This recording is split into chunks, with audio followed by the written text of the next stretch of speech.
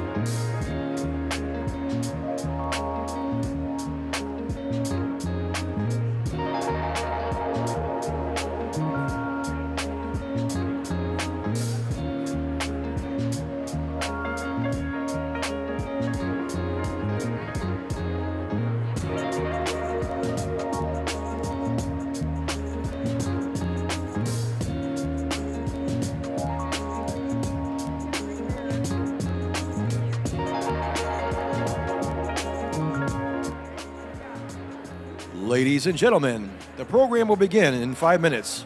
Please find your seats. Once again, ladies and gentlemen, the program will begin in 5 minutes. Thank you.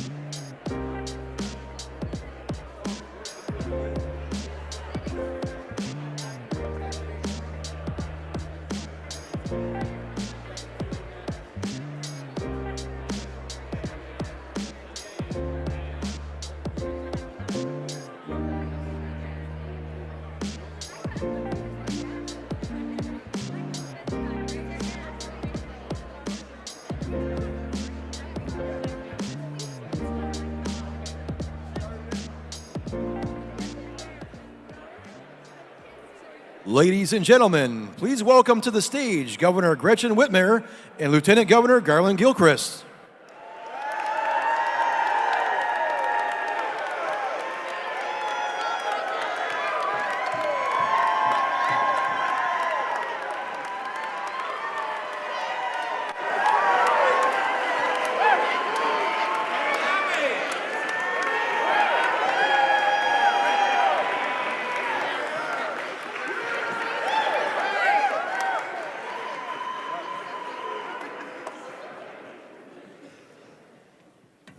We're not done yet. Y'all just keep sharing.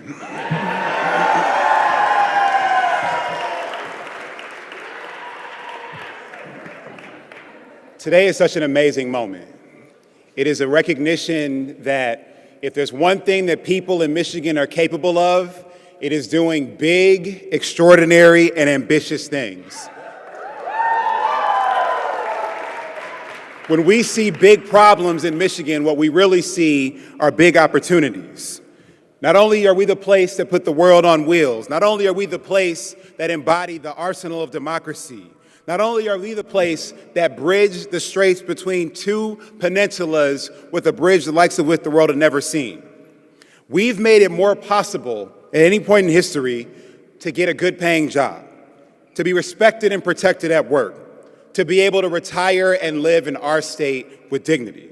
Now today, we are recognizing the culmination of bringing that ambitious spirit, the sense of optimism and innovation, to bear on the generational challenge that we all share and face, and that is the climate crisis.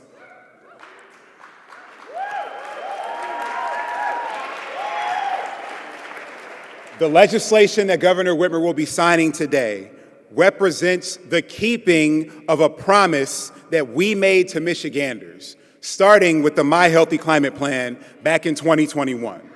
This package of legislation will lower costs for families, will create amazing good-paying jobs in Michigan, and will put us in the driver's seat in terms of leadership in responding to the climate crisis in America.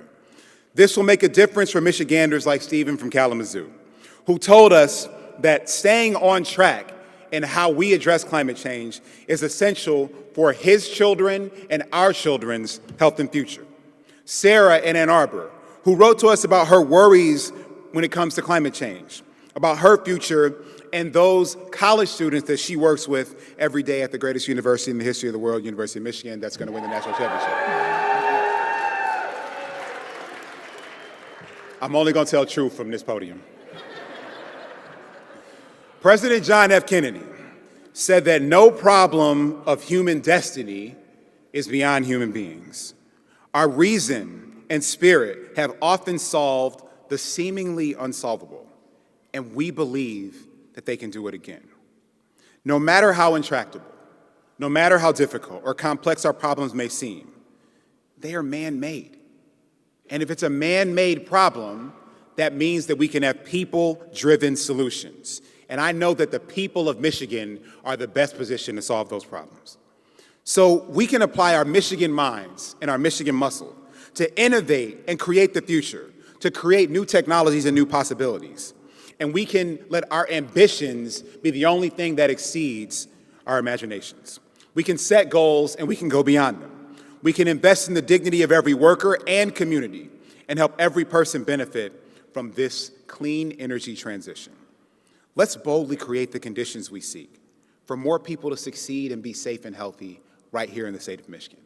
That's what this legislation is about, and that's why I'm so proud to be part of this team. So bringing to the podium now, I want to introduce one of our state senators, Sam Singh, who helped to lead the charge to bring this package to fruition. Ladies and gentlemen, Senator Sam Singh.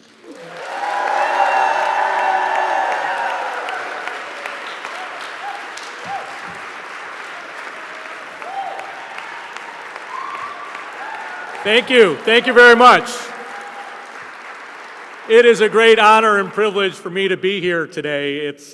I was reflecting as I was driving down from East Lansing about where we were 7 years ago. 7 years ago, I was the lead Democratic negotiator on an energy package that was going through state government. And that energy package actually was going backwards in the beginning on a clean energy future. It was actually removing renewable energy standards and energy efficiency standards. And today, we're in a much, much different place. My wife, Carrie Ebersol Singh, had told me during that time, there's a group and coalition of groups that are working in the space of health, that are working in the space of the environment, that are working with frontline communities, that are working with a variety of different sectors that are all focused on the climate future. And they are going to be an incredible ally to you in the House. And they were.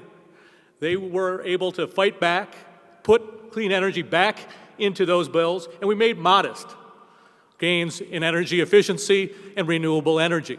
And we took a moment to celebrate, but those groups came back the next year, started working and working year after year after year, till we had a governor who came in, who understood the need and understood the moment in time, and those groups helped influence the My Healthy Climate Plan. And that was a great victory. We took an opportunity to celebrate that. And then those groups continued to work with the legislature, work with the governor, work with the administration, till there was a time where the legislature changed, and that there were people who were focused on making sure that a clean energy future happened. And those groups were vital as we went through this process. When we started off in the legislature, a number of my colleagues, Senator Sue Schenck, Senator Erica Geis, Senator Kristen McDonald-Rivet, led by our leader, Winnie Brinks, and along with our chair of the Energy and Environment Committee, Sean McCann, we had a vision about moving forward these policies. And we, right the week before the governor's climate conference down here in Detroit, introduced a set of bills called My Energy Future, My Clean Energy Future. And those bills, we spent the entire summer and fall working with many people in this room. I know my colleagues in the House will have an opportunity to speak. We all worked together with one vision to come forward to make the change that was necessary. And I'm proud to say that 7 years later, from a point where we were going backwards, we are going forward. We are now looking at 100% by 2040 for clean energy. We are expanding energy efficiency for all residents of our state of Michigan. We are making sure that low-income communities are being taken care of as well as part of the clean energy future. We're taking sure that the Public Service Commission, led by our Chairman Scripps, along with great commissioners, have the tools that they need to implement that clean energy future. And those bills that are part of this are an instrumental part of our future. At the same time, we worked with our friends in labor to ensure, as we made the changes that were moving forward, that every worker was taken care of as part of this process. As communities see change, that they are taken care of this process. And so we worked with everyone. Whether you were in business, you were in the space of energy, if you were environmental organizations, working with frontline communities, we brought in all that input. And today I am proud that we are at a point where we took all of those ideas and now are able to see a clean energy future for all of us. So I want to thank all of you. You know who you are, that were in those meetings day in, day and out over the last few months, and I appreciate everybody's time and energy that was put into that. And so today is an exciting day for all of us. We should be able to stand proud that we are going to be a leader here in the Midwest, a leader in the country for clean energy for now and years to come.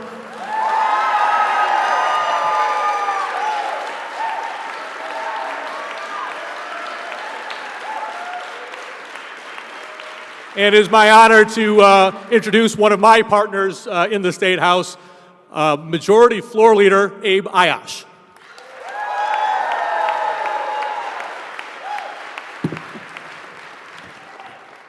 It's not fair that they're taller than me.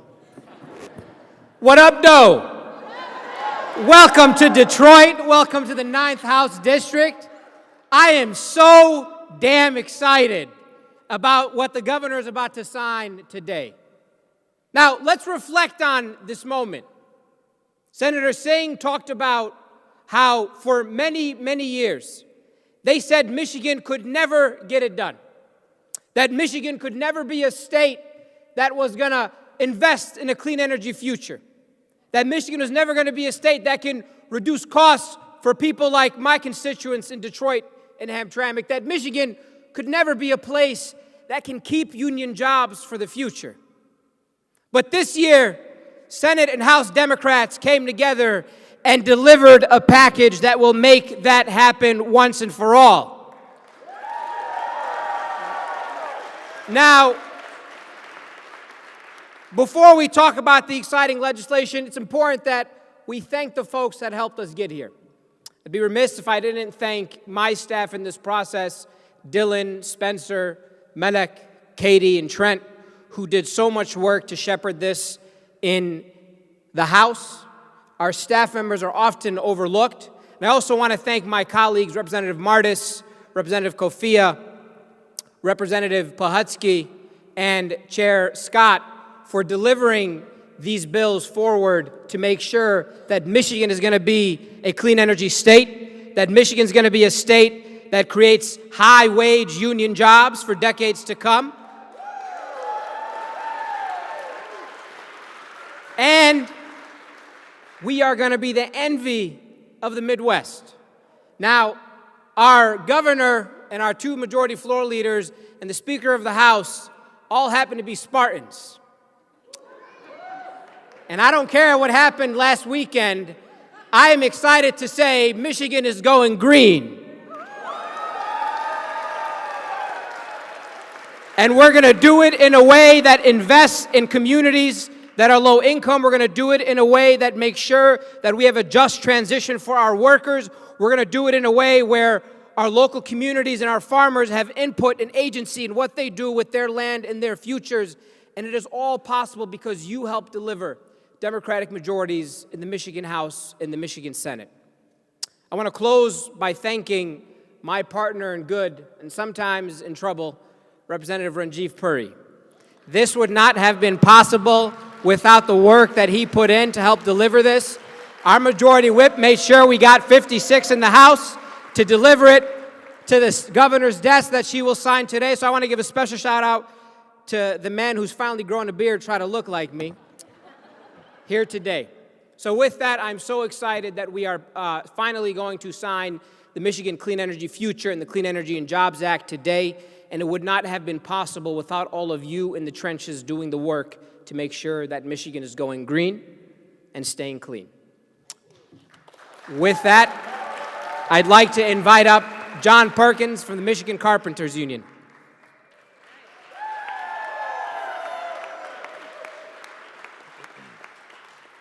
Good afternoon, Detroit. Absolutely, definitely. I'm happy to join you all here today to highlight some of the importance of these clean energy bills. Not only will they protect Michigan's natural resources and provide public health by reducing pollution, but also there'll also be meaningful opportunities for Michigan workers to benefit from rewarding careers in going green energy economy. I want to thank our state legislators, Lieutenant Governor Gilchrist, and Governor Whitmer for their tireless work to get us over the finish line. This legislation makes Michigan a national leader, not only in efforts to eliminate our reliance on fossil fuels, but making sure that workers aren't left behind in the process. By establishing an office that is focused on helping communities transition to the new clean energy economy and ensuring that workers earn good wages and benefits, these bills will position local communities to thrive and empower workers across the state to earn a decent standard of living. And by signing these bills today, Governor Whitmer will put Michigan on the map of building our own better future. I know a little something about that. I followed my father's footsteps into carpentry when I attended the Detroit Carpenter Apprenticeship School back in 2014. There I learned a trade that let me help rebuild Detroit while building a good life for my family, thanks to the good wages, benefits, training, and other opportunities provided by my union contractors. My story is an example of Michigan's economy working for working people, and it isn't unique. I share that with thousands of union-skilled professionals across Michigan. And thanks to the strong support for working people contained in these bills, soon I'll share it with thousands more. Thank you.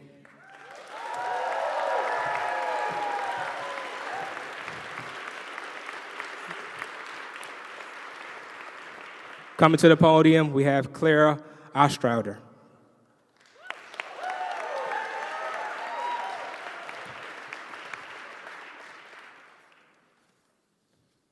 Good afternoon. My name is Clara Ostrander, and I live in Milan Township, Monroe County, Michigan. Our family owns 2 centennial farmsteads, including the home I live in, which has been in my family for 154 years. My parents were full-time farmers.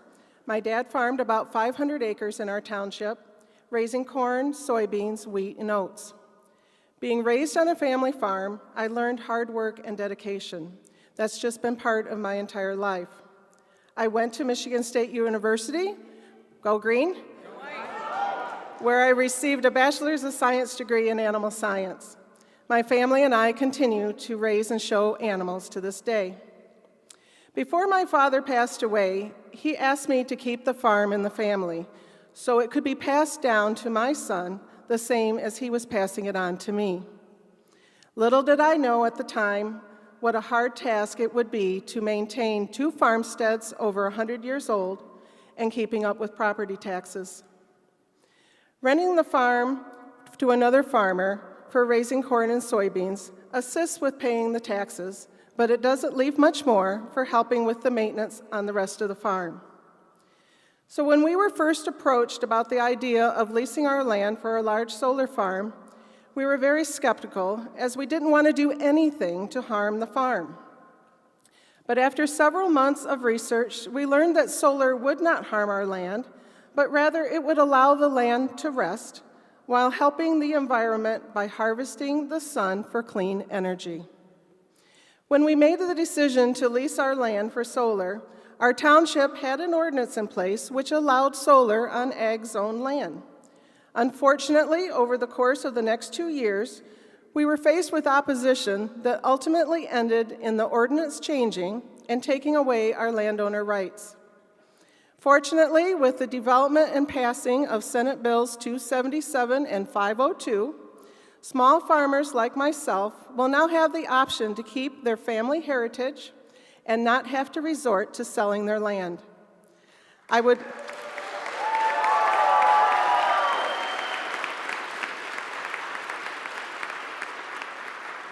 would like to thank Governor Whitmer for her development of the My Healthy Climate Plan and also for the support from the Democratic members of both the House and Senate by passing these very critical bills. Thank you.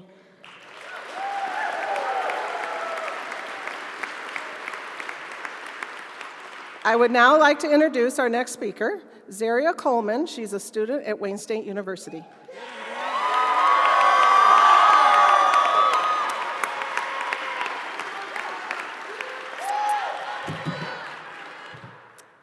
Hey everybody, how y'all doing today? Okay, now I know some of you might be wondering, who is this brown skin, blonde hair, tattoos, piercings? Who is this girl? Where did she come from?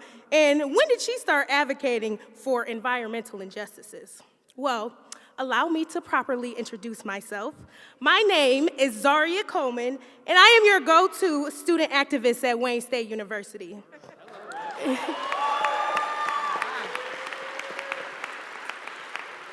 If you are advocating for something and need somebody to amplify your voices, you can count on me. That's the type of things that I bring to the youth in the future of tomorrow. Now, not only am I an activist, but I hold various executive roles at student organizations at Wayne State University. Now, let me tell y'all something, okay? I am the secretary for Black Student Union. I am the vice president for the always elegant Alpha Eta chapter of Sigma Gamma Rho Sorority Incorporated. I am the vice president of the National Pan-Hellenic Council, and I am the founding president of SAUCE, which stands for Student Success and University Council for Engagement. Now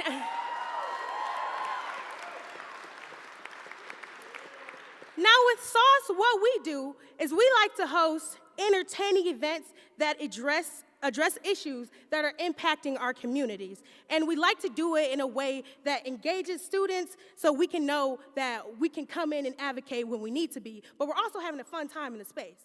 So, what we have been doing recently, last year was the first time I got introduced to the governor, we had a Black student voter rally where we educated everybody that what was on the ballot, who they were voting for, what they were voting for, put a face to a name, what those proposals meant, what everything that we are doing. Because a key component that is missing with educating our youth, we need to know what's going on. There's a little bit of a gap, but I'm here to fill that gap so we are represented in the spaces like here. I am here to show that I am the youth of today and tomorrow, okay?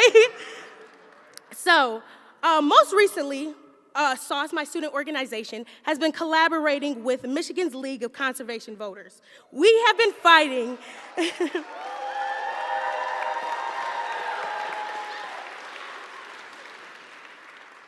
we have been fighting for climate change and a cleaner future. In September, we led a march around the Capitol, chanting, are y'all ready? Okay. From the east to the west, clean energy is the best. From the north to the south, clean energy is what we're about. And finally, no more pollution. It's a revolution.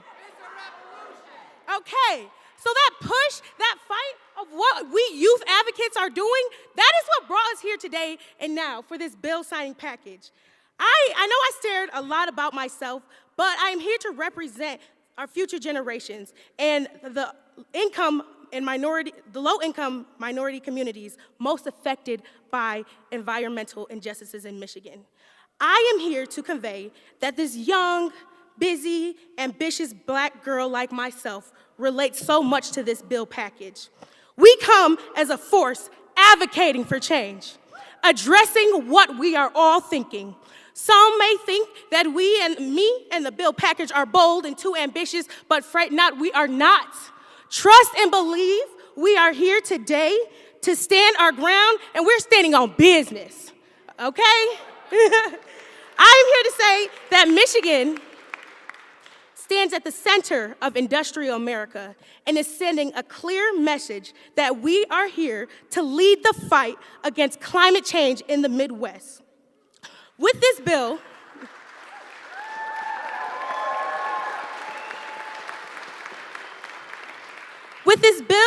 we are creating jobs and opportunities for people in low-income communities, like I said, that are most affected by these environmental injustices. So, with all to wrap up what I like to say, I'm here to represent the youth. We've been fighting, and what we are here today for is for the governor to sign that bill, okay?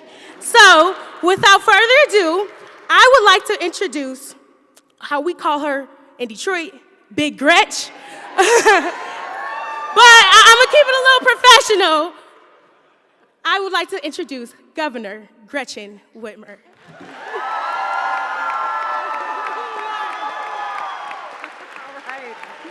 Wow. All right. All right, give it up for Zaria. I think she stole the show.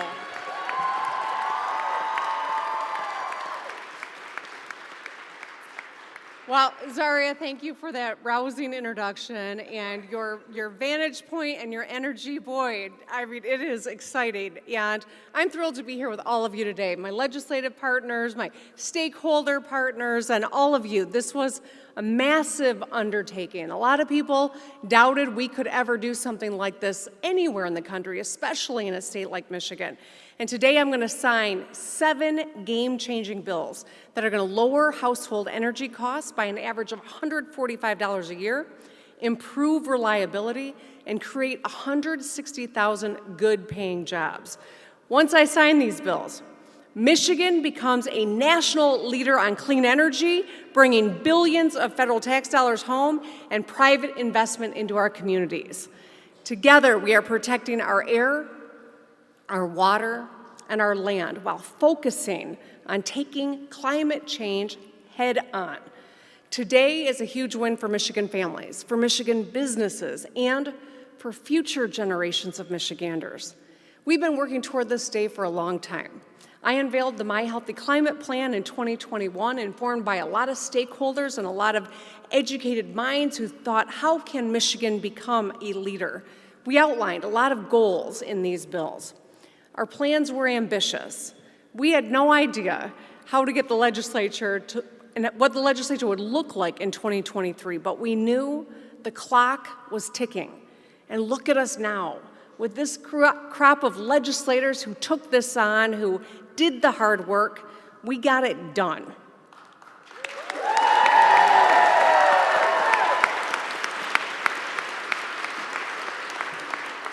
So before we get into what these bills do, I want to thank some people who worked hard to get them passed. Speaker Tate and Majority Leader Brinks. Representatives Ayash. Yeah, we should clap for them, yeah. In the House, Representatives Ayash, Puri, Kafia, Pohutsky. In the Senate, Senators Singh, Geis, McDonald-Rivet, and Schenck, to name a few. Nothing happens in this state without 20 votes in the Senate, 56 votes in the House, and 1 governor's signature. And so I thank all of them who did the hard work. It also was a diverse coalition of partners, from environmental advocates, clean energy businesses, labor unions, our farmers, and Clara, I'm so glad you're here with us today, philanthropy, and of course, young people whose voices were loud and were effective, and they have the biggest stake in this fight, bigger than anyone else. So let's dig in. Today, we are establishing a 100% clean energy standard for Michigan and giving the Michigan Public Service Commission more tools to fight climate change.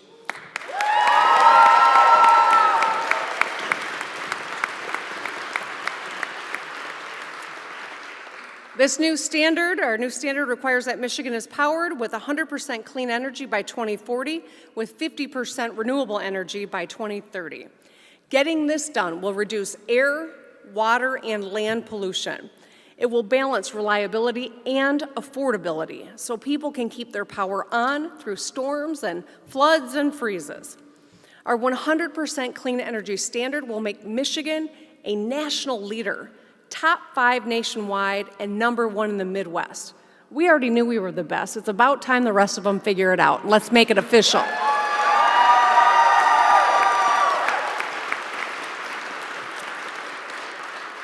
So to make sure we're successful, we're making it easier for landowners to build solar panels and wind turbines and big batteries on their properties. Our perspective is simple. It's your land. You should have the freedom to use it however you want. Streamlining the process to approve clean energy projects cuts red tape and ensures we can meet our 100% clean energy standard and puts more money in the pockets of Michigan farmers and landowners.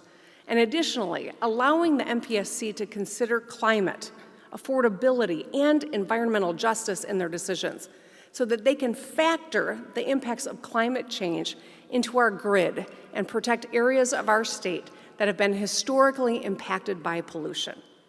Second, our clean energy package lowers utility costs and increases energy efficiency for Michiganders. We all know that the cleanest, cheapest form of energy is energy you don't use. Sealing windows. All right, go ahead, Coleman. You can clap for energy we don't use. I mean, councilman. We served in the legislature together, so I wasn't being disrespectful. All right. Sealing windows, upgrading appliances, or wrapping your water heater all reduced energy waste. Even if you personally don't do any of those things, every house in your community that does helps to drive down your utility bill too. Today's bills require Michigan utilities to ramp up their efficiency programs and pass those savings on directly to Michiganders, emphasizing households who spend a high percentage of their income on energy bills as the target for relief. As a homeowner, if you want to be on the cutting edge and slash your own utility bills, we're making it easier for you to put solar panels on your roof, add a heat pump, or make other clean energy improvements. Before, Michigan law said only 1% of the energy generated in a utility's area of service could be from clean energy. That was far too little. Today, we're raising it to 10%, a 10-fold increase.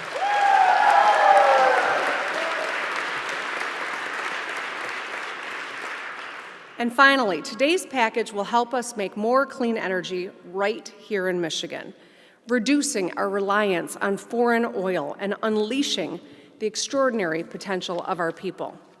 Michigan is the #1 state in the Midwest for clean energy jobs, and after we sign today's bills, we are projected to add 160,000 more clean energy jobs.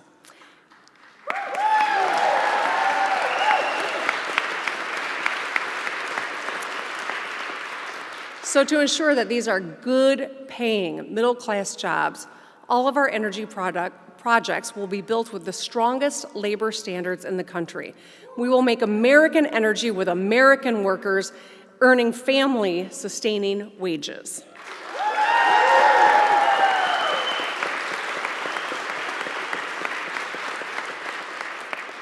And these bills also establish a new office that will support auto and energy workers impacted by the shift from fossil fuels. No one will be left out or left behind as we make more clean energy, electric vehicles, and batteries. Workers will be well paid and protected so that they can keep doing what they do best, providing for their families and building big things. With today's bills, we are defining the future. We have momentum. Just think about the last few years. In 2009, Michigan's capacity for renewable energy was 17 megawatts. Just 17. Today, our renewable energy capacity is over 6,000 megawatts.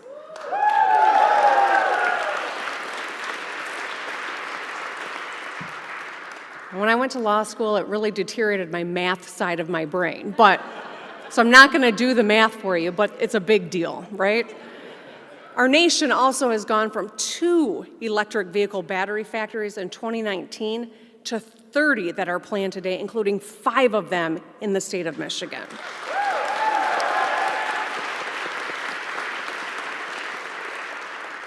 And some of our fastest growing industries are advanced mobility and clean manufacturing.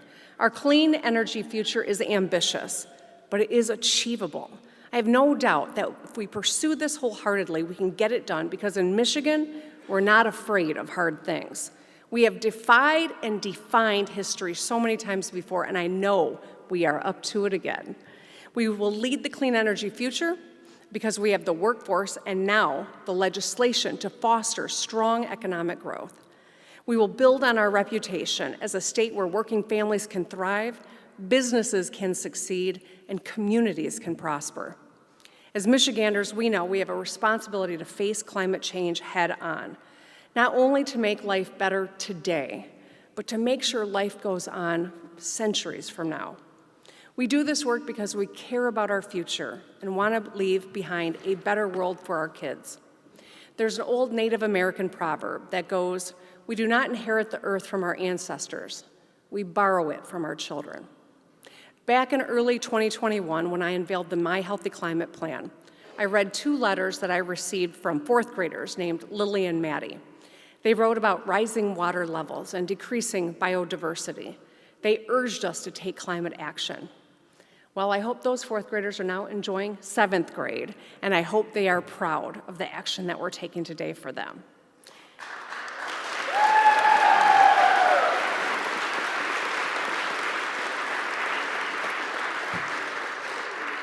Young people want, expect, and deserve us to fight for their future. They demand climate action because they have a greater stake in Michigan's future than we do. They will live with the consequences of the choices that we make today. They are responding to a planet on fire, with fire in their bellies. Because of them, I am a climate optimist. I'm a climate optimist because I know generations of passionate young people like Lily and Maddie will lead us next. I'm a climate optimist because I believe in our boundless ability to innovate. I'm a climate optimist because pessimism is pointless. Let's believe, let's fight for future generations, let's get it done. And now, let's finish making it the law of Michigan.